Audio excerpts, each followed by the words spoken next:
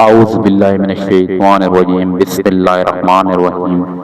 حضور صلی اللہ علیہ وآلہ وسلم کے غلام حضرت سفینہ رضی اللہ تعالیٰ عنہ فرماتے ہیں، ایک دن میں کشتی پر سوار تھا کہ کشتی ناگہاں پارا پارا ہو گئی۔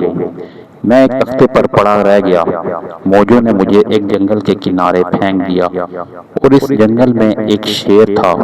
میں نے اسے کہا، اے ابو الحارث، میں رسول صلی اللہ علیہ وآلہ وسلم کا غلام سفینہ ہوں۔ چنانچہ اس نے اپنے سر کو بے رسم تواضع نیچے کر لیا اور اپنے ایک پہلو کو میرے ساتھ ملنے لگا۔ پھر مجھے راہ دکھائی اور میں راہ پر گامزن ہوا تو پیچھے سے اس کی نرم نرم آواز بھی سنتا گیا۔ میں سمجھا کہ وہ الوداع کہہ رہا ہے۔ سبحان اللہ، یہ شان میرے آقا کے غلاموں کی ہے۔ مزید ویڈیو دیکھنے کے لیے ہمارے چینل کو سبسکرائب کریں۔ جزاک اللہ۔